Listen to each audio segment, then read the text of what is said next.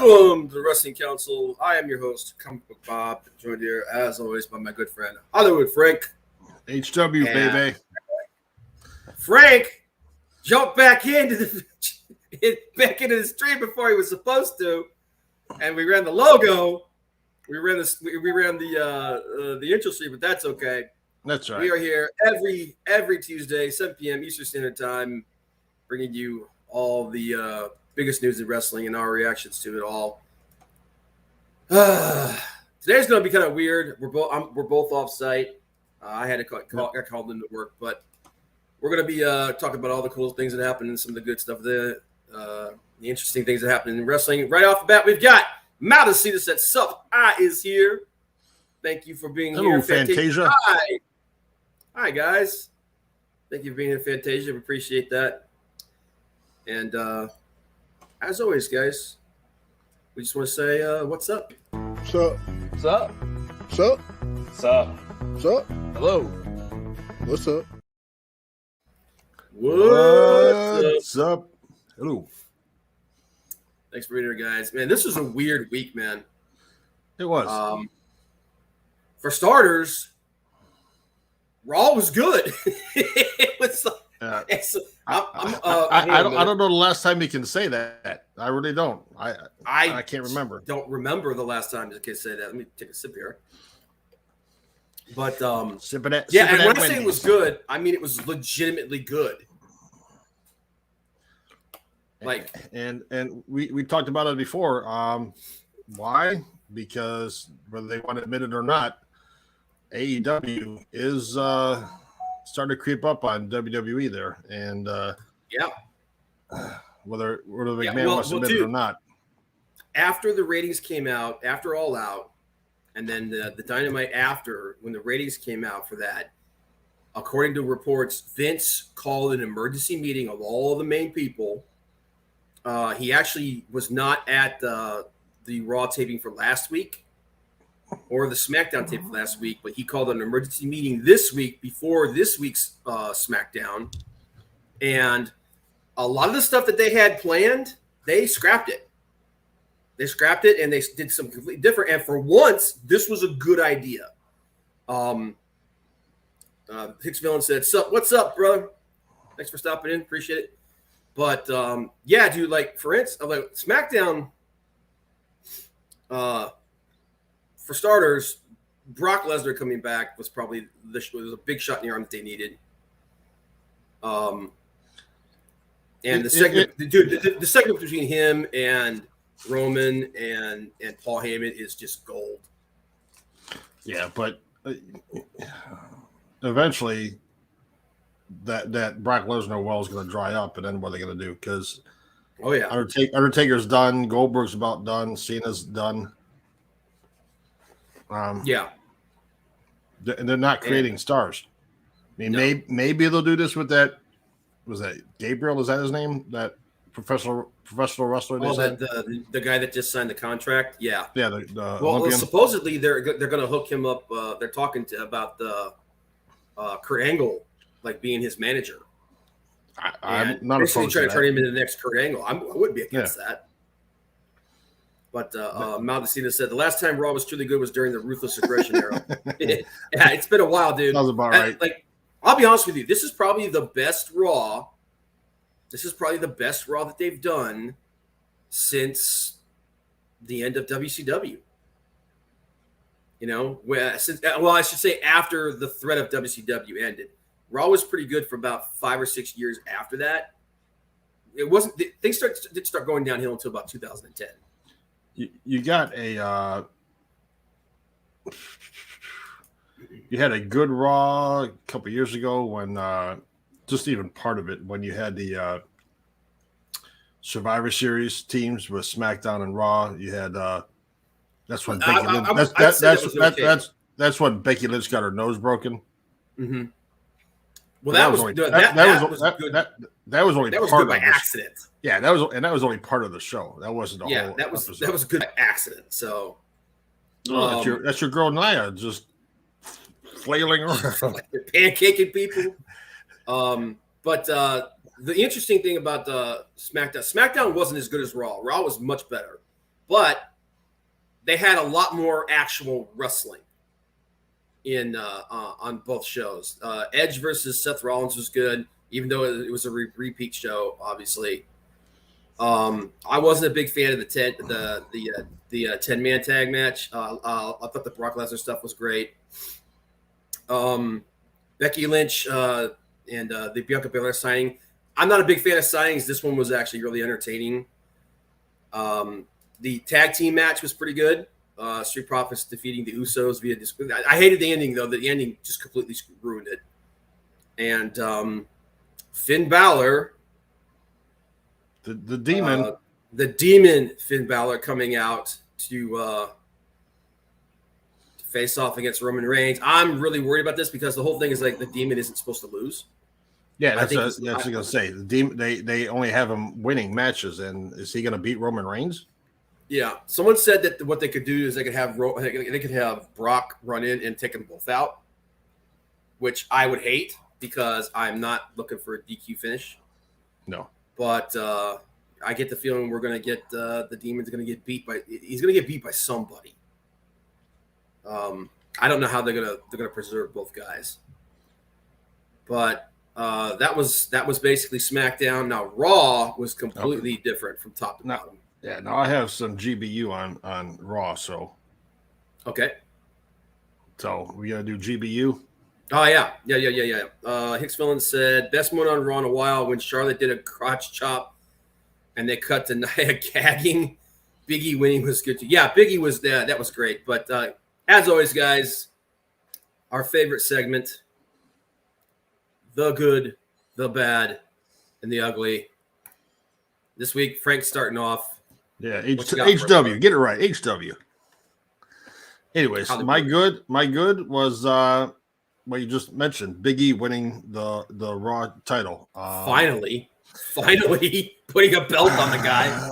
He deserves it. I mean, he's one of those guys that is infectious with his enthusiasm and winning the fans over. I mean, he's one of the few guys that WWE has that if they use him right, he can really, whether it's heel or face, he can really tell a good story, really bring the fans in.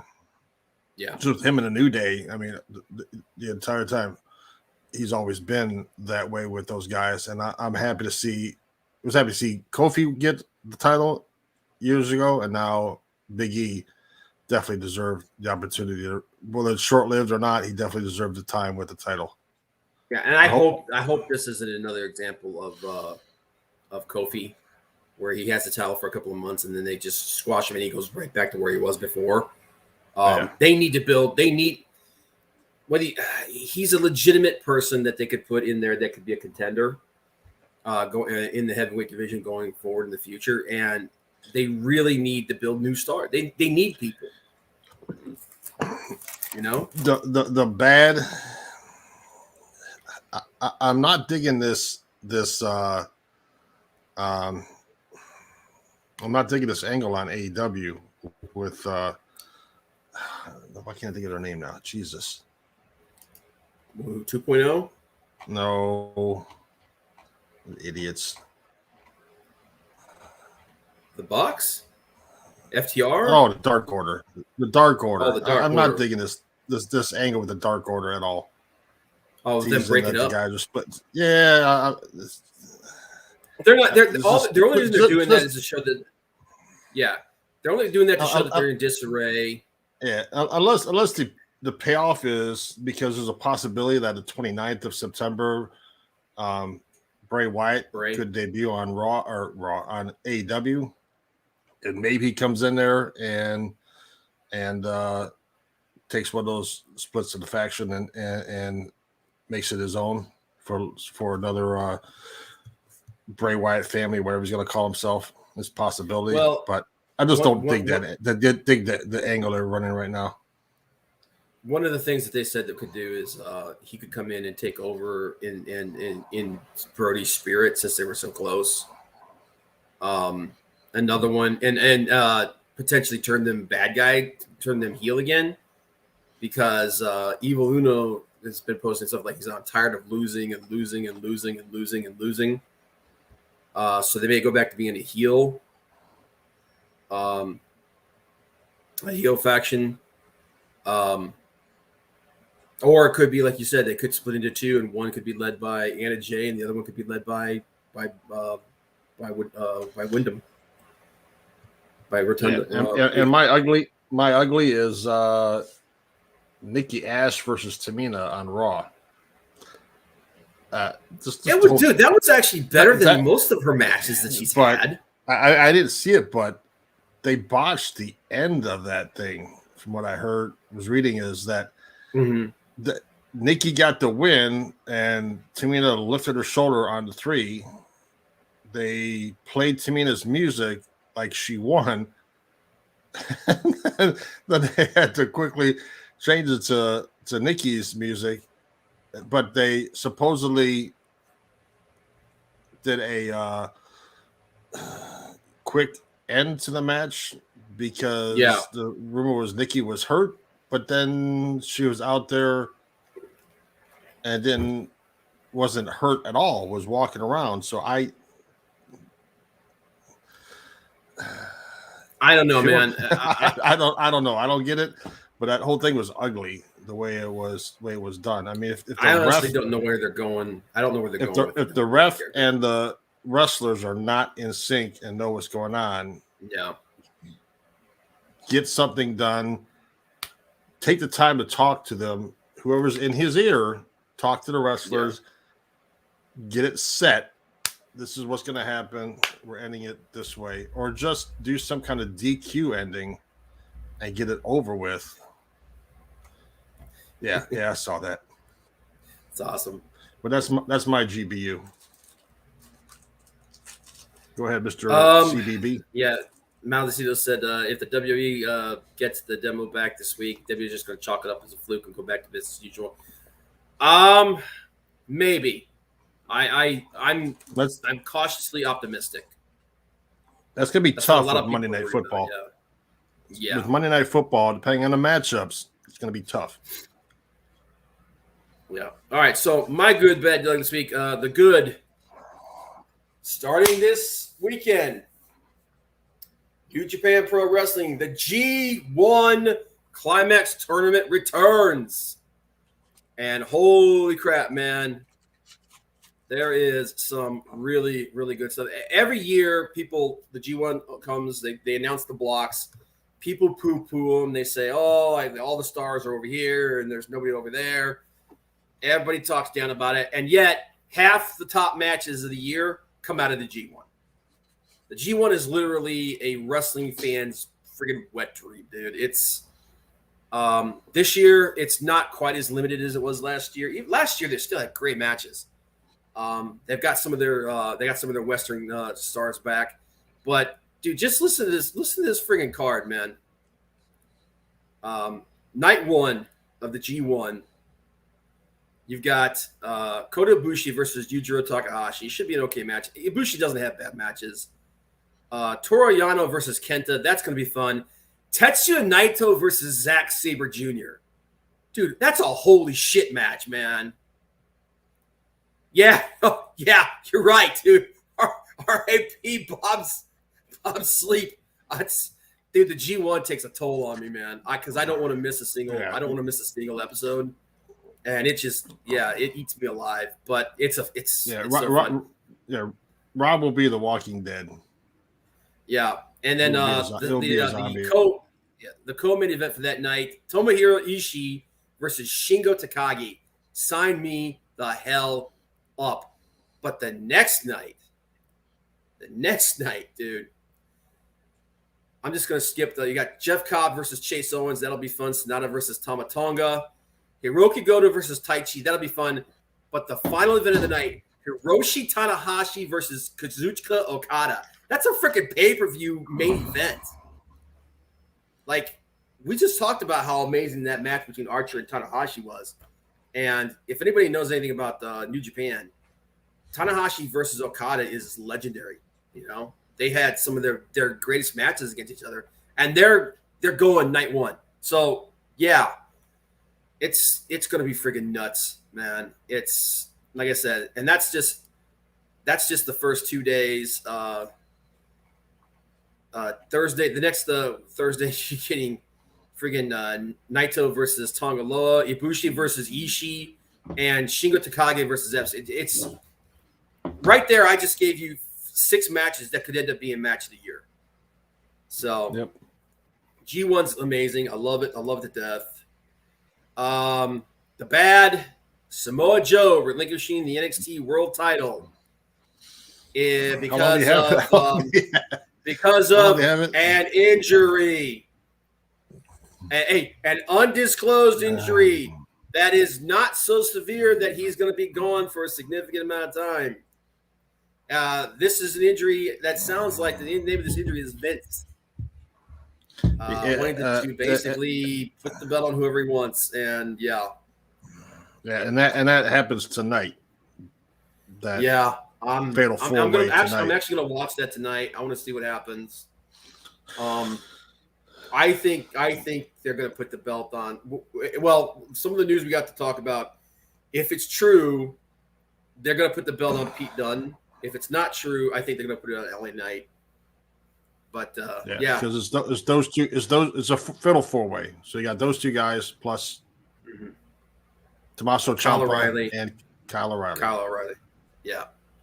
Personally, I would put it on Ciampa because I love the guy. But actually, I would just keep it on Joe. But and people have mentioned that you're taking the title off of Joe, but you have a part-time champion on SmackDown or Raw, whatever Brock Lesnar's on. Yeah, and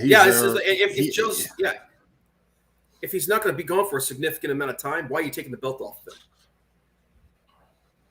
It doesn't make any sense. I can understand if it was a couple of months, but if it's only a couple of weeks, why are you taking the belt off him? It's just and they won't disclose what the injury is or anything. So I think it's bullshit. I think they're just taking it off of him because Vince wants to. Well, and the Suzuki incident. My God, Nick's Villain talked about it. It's one of the most terrible moments. It's the darkest moment in AEW history. Minoru Suzuki's music was cut off before everyone could sing Kaze Ninae. The entire wrestling world rallied around this dark, dark moment. And we will find out what AEW plans to do about it tomorrow when we get Jon Moxley and Eddie Kingston versus Minoru Suzuki, Lance Archer. Hopefully, we won't get a repeat of this track. I bet Suzuki wins. Just to I bet he wins, and I bet they don't cut his music off again. It's so funny, man. Go ahead. Here's Hicks Villains why Samoa Joe doesn't have the title. Right there. Yeah. Name and injury is called Paige's stay-at-home-itis. Nux 2.0. Yeah. Nux 2.0. But anyway, that's our good, the bad, the ugly for this week. Like I said, some interesting stuff going on. Raw was, like I said, I was shocked, man. Raw was actually good. There were 3 matches on that show that I thought were really, really, really good. The women's match, Shayna Baszler versus Charlotte, was actually pretty good. It was probably the best women's match we've seen in a while. And she who must not be named, a.k.a. Alexa Bliss, came out and didn't do any weird voodoo crap. She came out and just acted creepy, which I'm 100% behind that. She gave her a little present. Yeah, which is another ugly freaking doll that I don't, which WWE is marketing and whatever, man. But the doll didn't do any weird voodoo crap. She didn't wink. Not yet. Not yet. Alexa didn't do any weird stuff. She just came out and was creepy. If that's what they're going to do with her going forward, I'm 100% okay with that. We'll see at Extreme Rules if it's the case. God, dude, please, God, just drop the voodoo crap. It never works, dude. If the Undertaker couldn't get it over, nobody's going to get it over. All right, it's not what people want. You got to Damian give the Priest people versus what Jeff they Hardy. want. Yep, Damian Priest versus Jeff Hardy was good. It's good to see them using Jeff Hardy as something other than some dude in the 24/7 title hunt. New Day, Mustafa Ali, and Monster versus Mace, T-Bar, Omos, and AJ Styles is exactly what you thought it was going to be. It was crap. That's probably the worst match of the night. But at least it was a match instead of just beating them up in the back. Of course, the best match of the night, Bobby Lashley versus Randy Orton. This was a really, really good match. This is from the promo that they cut at the beginning of the show to this match, you could tell they were having fun. They were actually out there. I think the WWE finally took the handcuffs off of them and said, "Here, you guys go out here, do what you want, and give us something great." And I think that's what they did. Like, it was awesome, man. I really liked it. It's probably the best match that we've seen on Raw in a long time. And that match originally was advertised for Extreme Rules. Yeah. And well, originally it was supposed to be a tag match. It's supposed to be MVP and Bobby Lashley versus Riddle and Randy Orton, which nobody gave a crap about because everybody knew what was going to happen. Well, that's going to be on Extreme Rules, isn't it? Isn't a tag match happening? There is a tag match. I don't know if it's Lashley and it might be Lashley and now that Lashley doesn't have the title. Voodoo's too big of an ask even for sports entertainment. Yeah, dude, it's just stupid. It was from the get-go, nobody wanted it. So, and it just sucked. But the match was actually really, really good. At one point, I actually thought there was a couple of moments in the match where I legit thought that Randy Orton was going to win. It was a good 20-minute match. At the end, and oh man, so there's debate about whether or not Lashley's leg injury is legit. Because when he did that slam and put Orton through the table, it was Riddle he put through the table. Or is it? No, it was Orton who put through the table. Yeah. Orton. Yeah, it was Orton. A chunk of the desk hit him in the leg, and it hit him hard. So there's, people are 50-50 whether or not he's actually legitimately hurt or not. But Big E comes down. I personally am still against this idea of baby faces cashing in on a beatdown champion. It doesn't feel very babyface to me. But then again, he cashed it in on a heel. So there you go. But Big E is the new WWE World Heavyweight Champion. Long time coming, and celebration he had with New Day afterward was awesome. This was probably one of the best moments that WWE's put on in a while. But yeah, I mean, if I had to give this show a rating, I'd give it like a 3.5, 4 stars out of 5, man. It was a fun show for the first time in a long time. And it pleases me to say that. It really does please me to say that. This was a fun show. Even the stuff that was not very good wasn't absolutely terrible. I didn't want to pull my hair out at the end of it. It'll be interesting to see what they do because 2 weeks from Friday and 2 weeks from Monday is the 2-day draft. Yeah. October 1st SmackDown, October 4th for Raw. Yeah, and this is interesting, and this is the first time that day one is actually on SmackDown. Yeah. Which has got a lot of people talking, thinking that they're worried that they're going to load up SmackDown's roster even more than it already is, which is a big concern for a lot of people. Because they need big concern for USA. Yeah, they need some people. They need some people to bolster Raw, man. Raw's hurting. It'd be interesting to see if they do like they've done before, because usually it's been 3 for Raw to 2 for SmackDown. Yeah. Well, we'll see.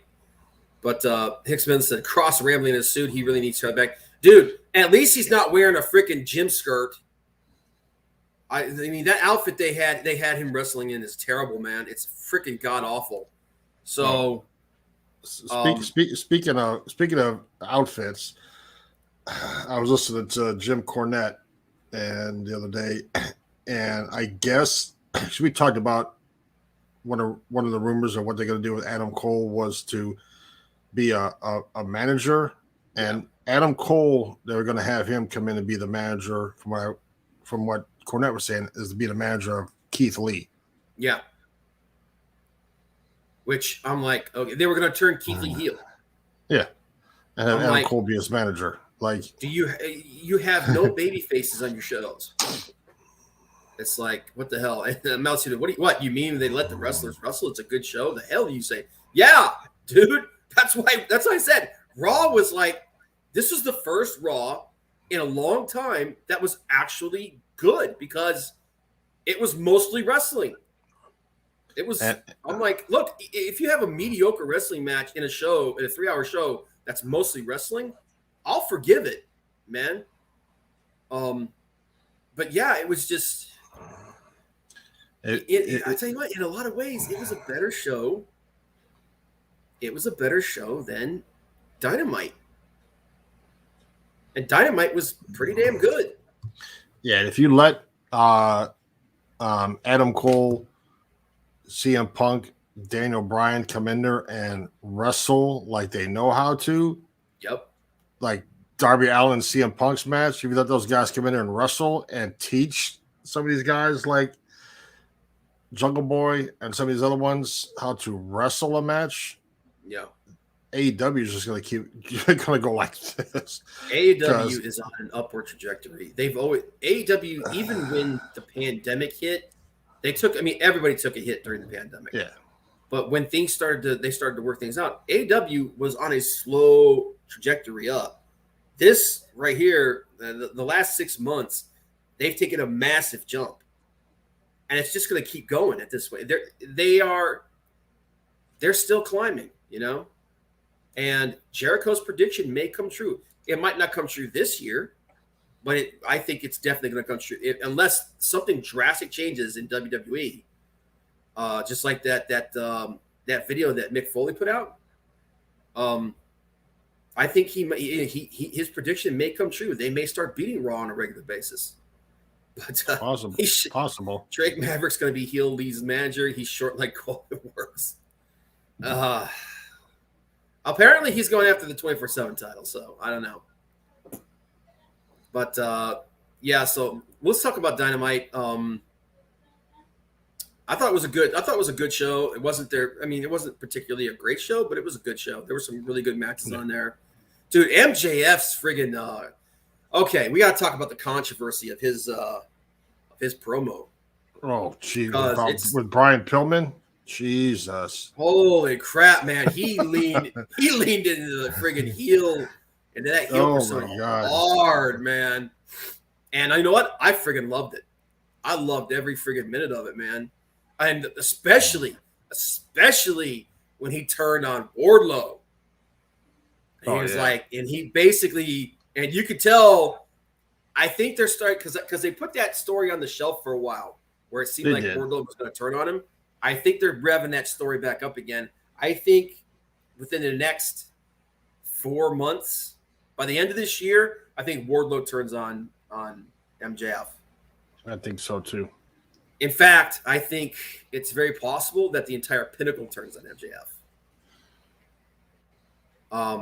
Because I'll be honest with you, man, I would rather see FTR and Tully off by themselves.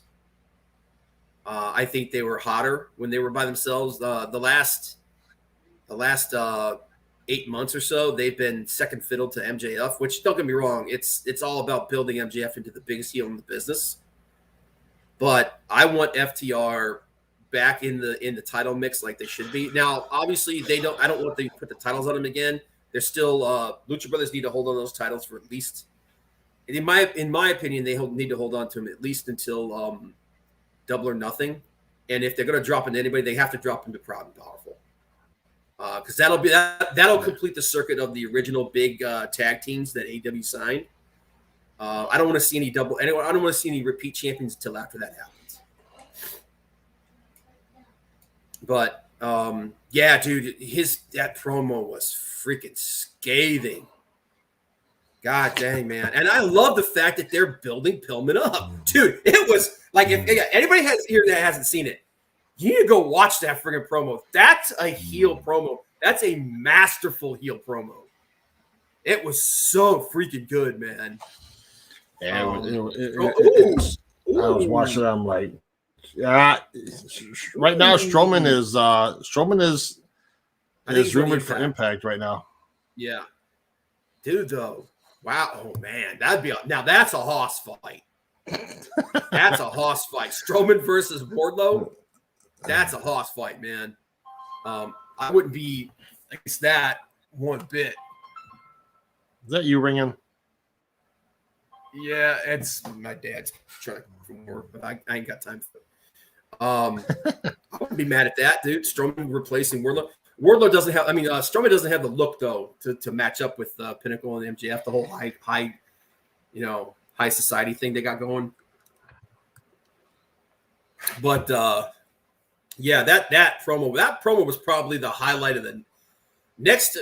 Unfortunately, I was hoping that Moxley versus Suzuki would be the highlight of the night, but it was the highlight with the entrance cut short. It turned into the biggest. It turned into the biggest situation. But as far as the night went, man, there was some really great stuff. Bryan Danielson facing down Kenny Omega, putting Kenny Omega into the crossface. Hey, good job, which was Rob. Awesome.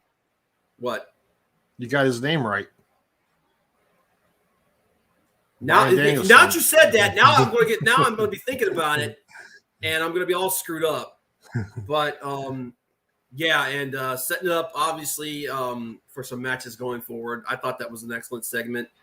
The women's match was I was actually really disappointed in the 6-man match, FTR and Shawn Spears versus the Dark Order. It wasn't a terrible match, but it wasn't great. Largely because of the whole distraction with the Dark Order falling apart, like you said. Ruby Soho versus Jamie Hayter was okay.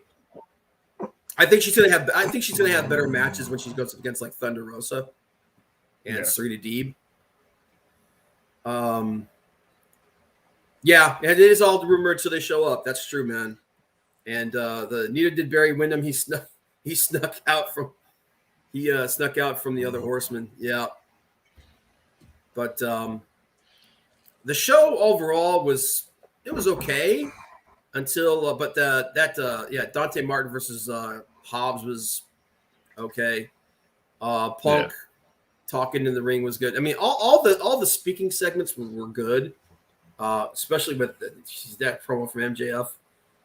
Moxley versus Suzuki would have been like an A+ match for me, like a 5-star match for me, if it had been A, longer. Yep. And B, don't cut off Suzuki's music, man.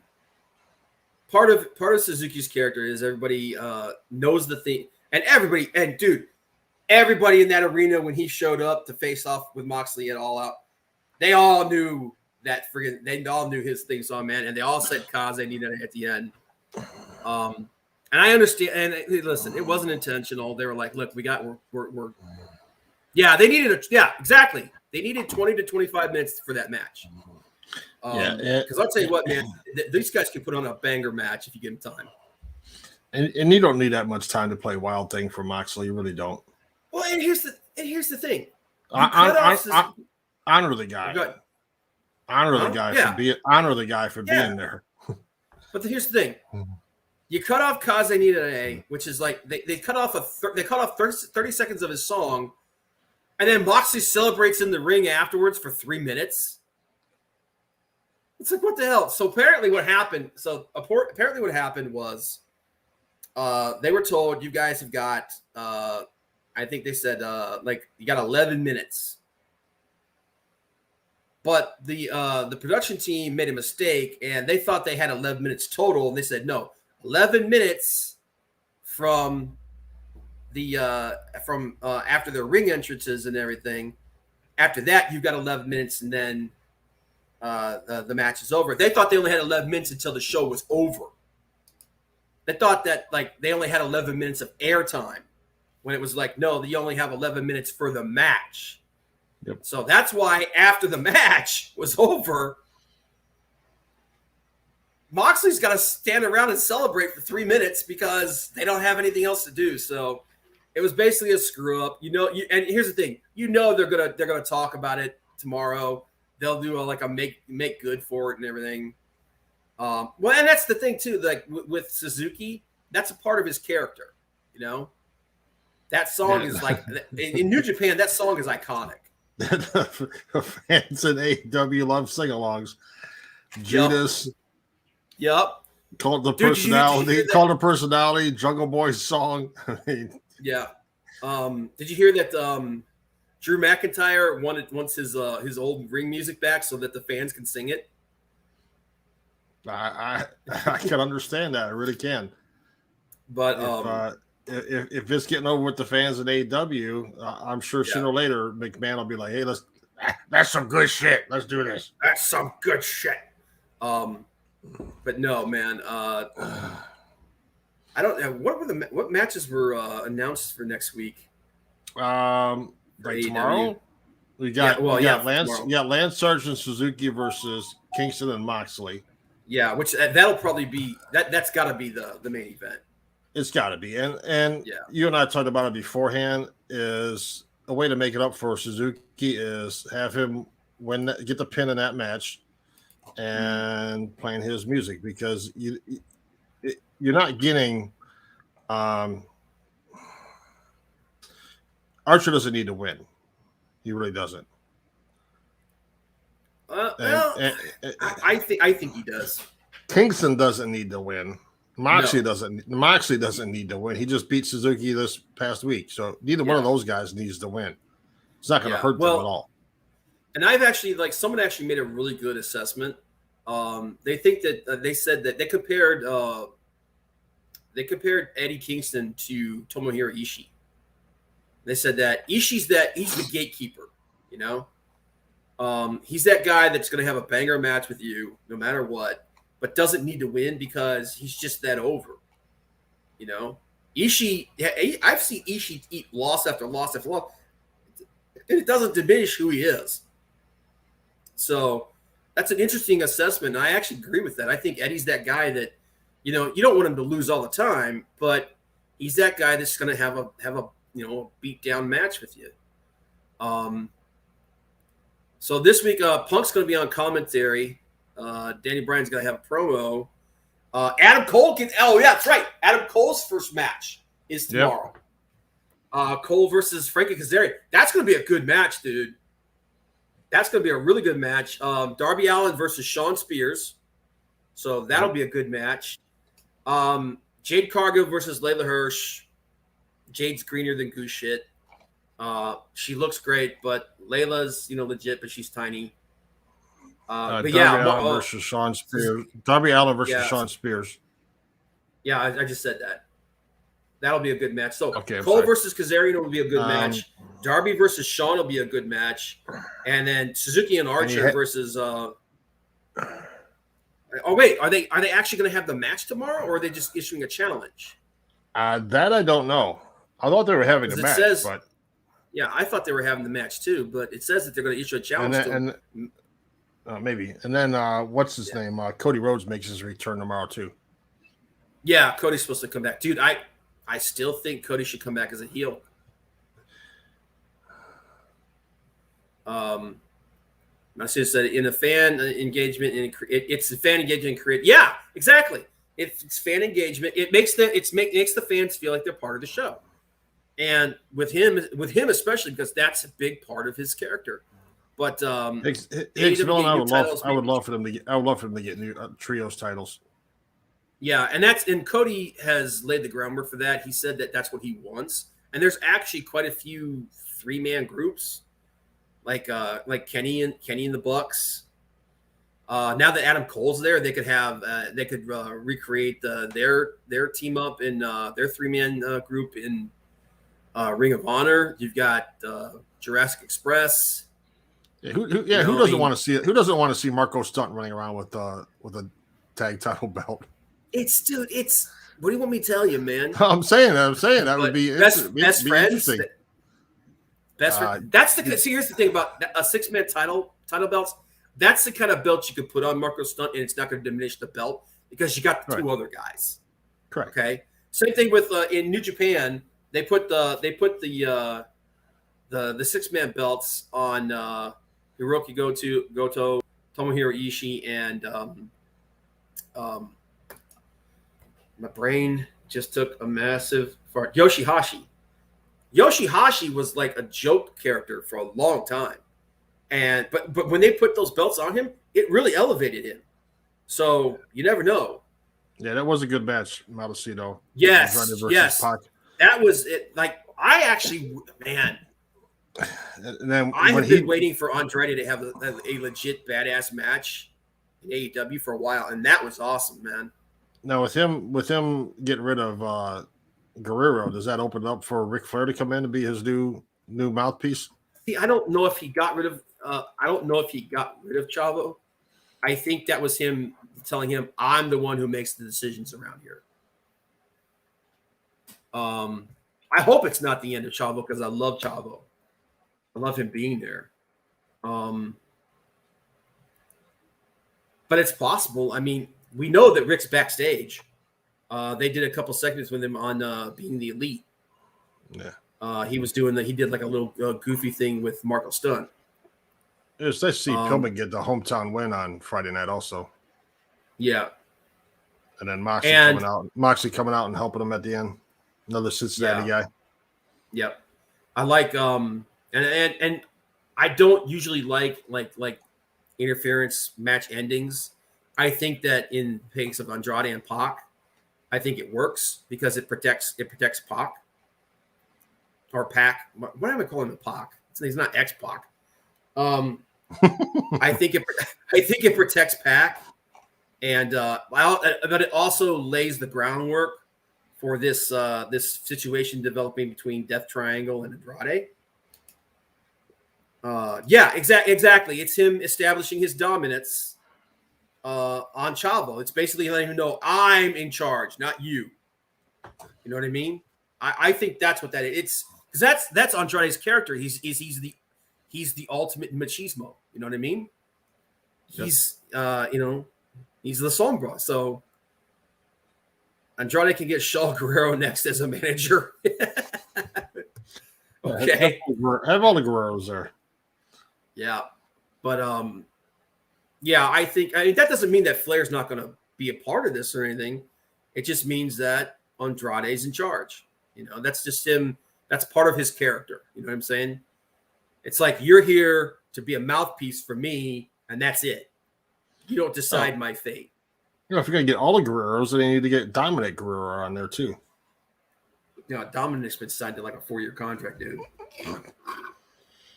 Exactly. They sent the crowd home happy, and that's the more important thing. That's, and that's what they've all been saying. That's the reason why they came to AEW, because the fans in AEW are like, they consider them the best there are. But it's a rabid fan base, I'll tell you that. It's just growing. It's growing. Oh, it's absolutely growing, dude. Punk brought in like at least 200,000 more viewers. You know, the people that left because he was gone, he brought all them back. Which, by the way, they AEW announced that their Thanksgiving show, the day before Thanksgiving, they're going back to Chicago. November 20. Yeah. So Wednesday, was it November 23rd? Look at the calendar. 24th. 24th. Yeah. So Wednesday, November 24th, they're back in Chicago. You know that's going to be a huge show. That's going to be a monster show, and you know that Punk's probably going to wrestle on that. He's 100% going to have to wrestle on that show. But yep. Yeah, it's weird. This was a weird week for wrestling, man. Some interesting stuff. I I know it's hard to have any kind of faith in WWE. I'm hoping that this is the beginning of something interesting. I'm hoping that this is the beginning of some changes. Who knows, man?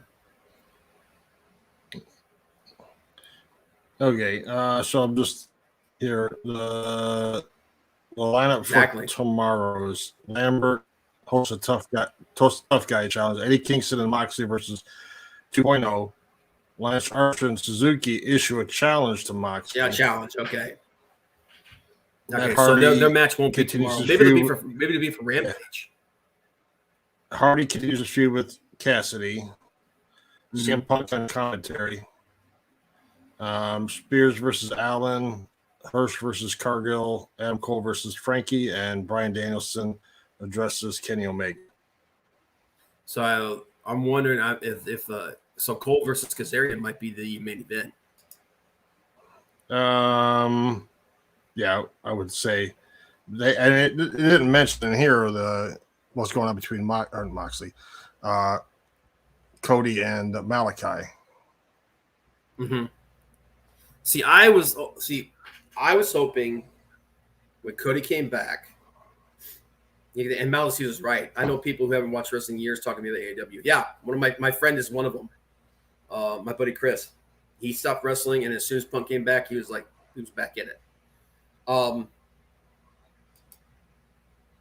In my personal opinion, I would have Cody come back, be kind of vague about his allegiances, and from the shadows, have him basically start creating a legitimate nightmare faction with Malachi Black as part of it.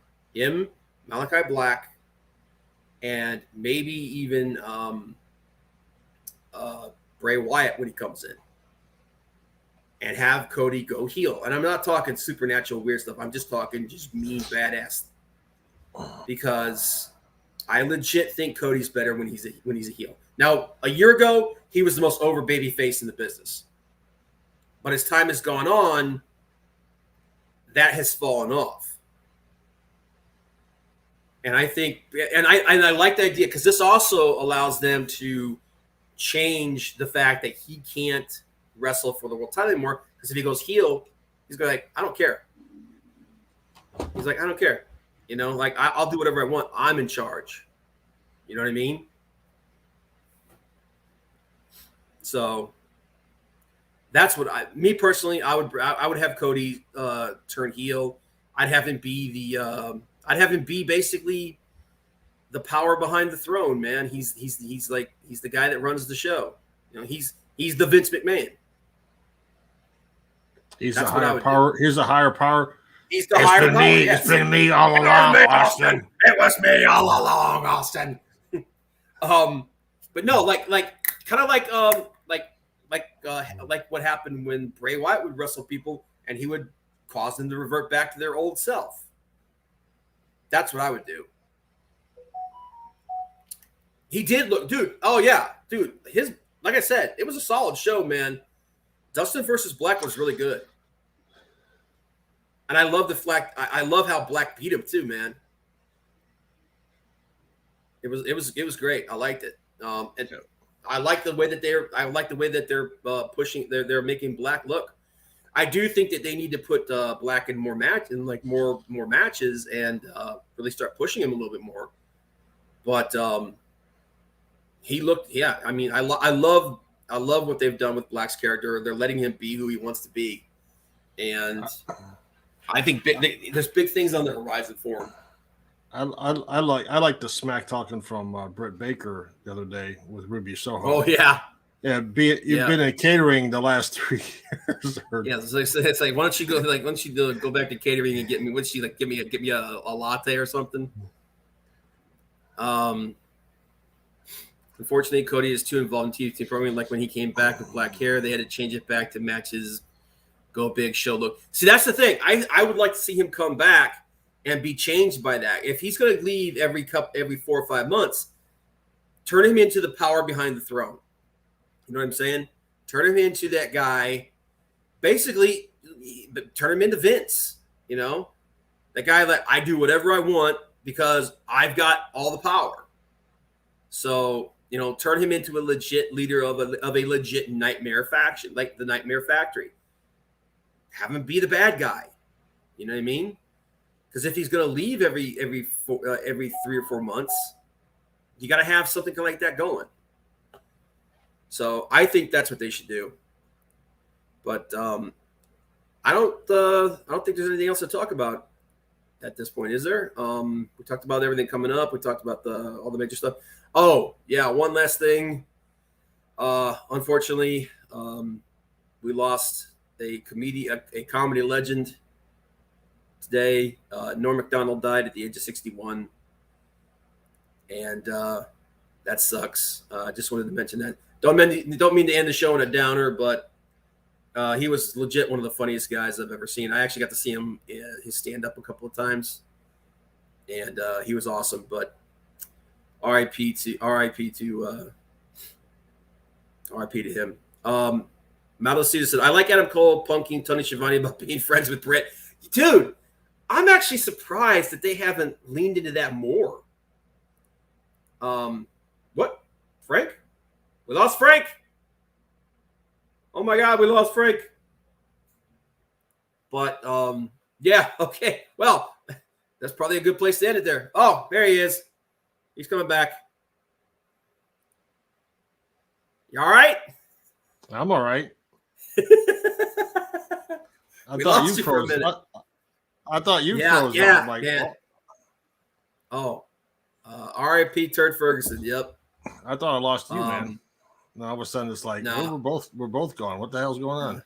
You dropped out, but Yeah. And I see anyway, my, guys, I think we're done this week. Go ahead. Before we go, next week I will be in Columbus for meeting for work. So we're trying to get Boogie to come in to do the show with Rob. If that happens, they are going to be starting the show early because Boogie has his Talking Balls at 8. So you guys will have to start at 6:30 next week. Yeah, either 6:30 as opposed or to 7. Yeah. So just to be aware, Malacito, Hicks Villain. Yeah. We'll be going live. I'll put a tweet out through the week. More than likely, we might even go at 6 o'clock instead of 6:30, just to make sure, because we have a tendency to run over sometimes. Yeah, so I legitimately can't be there because I'll be I got you. meetings and stuff in Columbus. So yeah, just want to throw that out there for everybody. Appreciate you guys stopping in here. Malacito, Hicks Villain, Fantasia, Courtney. We appreciate that you guys stopping in, and we will see you guys next week. HW, baby.